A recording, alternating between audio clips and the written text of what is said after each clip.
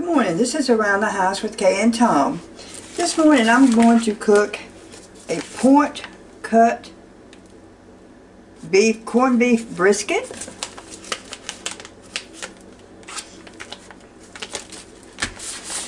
I'm going to use some little red potatoes and some baby carrots. So what we need to do first is to make sure that we get the potatoes looked over, so make sure that there's no bad spots in the potatoes. And we're going to put the potatoes and the carrots in the bottom, and we're going to use a crock pot this morning. And I'm going to use beef broth on top of that, and we're going to put it in the crock pot and cook it for, I don't know, 6-7 hours until it gets tender. So let's get started. We'll start off with getting our potatoes ready. Okay, I have washed and gone over all my potatoes.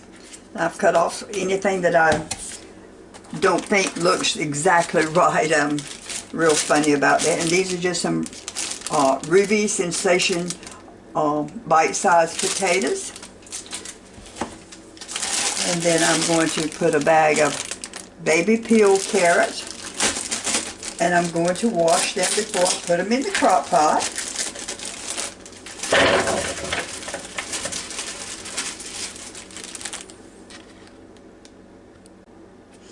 Okay, I've got the carrots ready. Here. Carrots are ready. So what next thing to do is get our crock pot ready.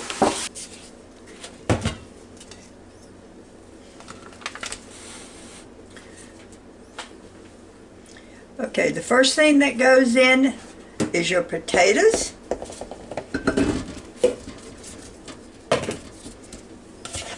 Then we're going to put the carrots. Then we're just going to take the corned beef brisket.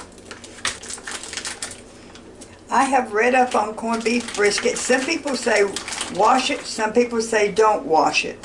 So today I'm not going to wash it. We're just going to leave the brine that it's been soaking in. And you put, they said put the fat side up.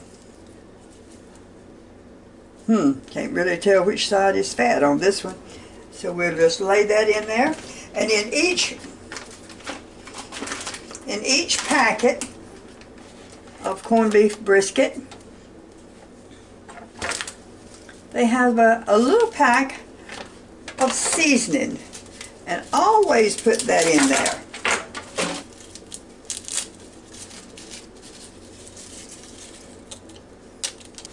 Then we're going to cover it with water. That's all you put in there. Or beef broth. Today I'm going to use beef broth.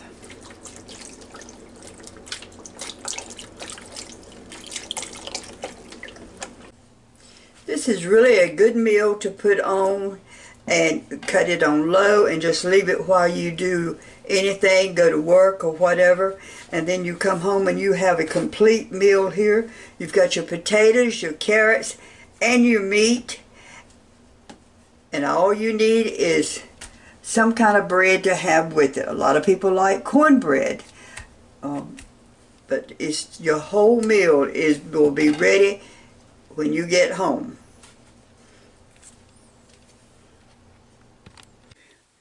Okay, this corned beef has been cooking, brisket has been cooking for 6 hours, so let's see what we've got.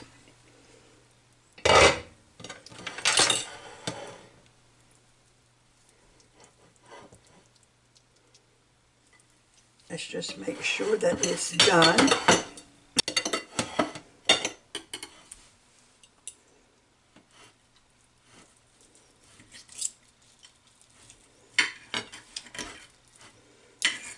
And you see how the grain is, it runs that way. Make sure you cut it the other way, because if not, you'll have a stringy piece of meat. It definitely looks good done. Oh yeah, it is so done that I can actually, let me cut one more piece off.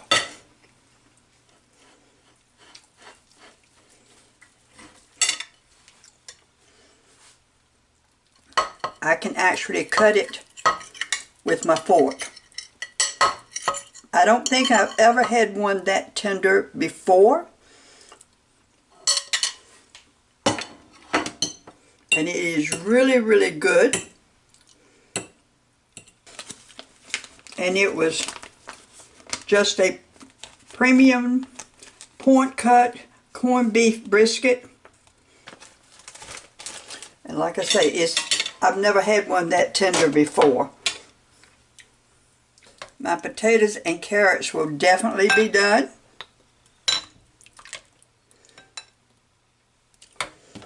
So we're just going to cut just a little bit more, put it on our plate.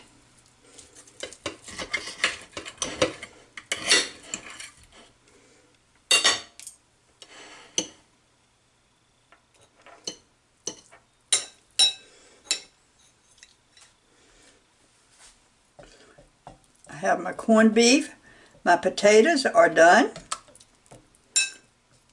carrots are definitely done, a little salt and pepper on my potatoes, and we're ready to eat. And again, this is Around the House with Kay and Tom. Please subscribe to my channel. Thank you for watching. And this is just corned beef brisket, a point cut. So come back to see me again and have a fantastic day. Now, isn't that a delicious looking dish? I have my corned beef, my potatoes, and my carrots. Make some cornbread to go with it and maybe some steamed cabbage. But right now I'm just so glad to know that this turned out real well. And like I say, it's the best corned beef I have eaten in I don't know when. So it does make a difference if you get the point cut or the flat cut.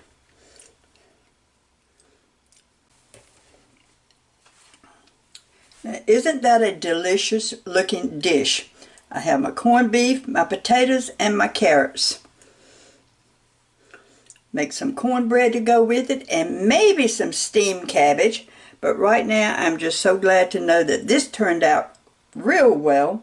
And like I say, it's the best corned beef I have eaten in I don't know when.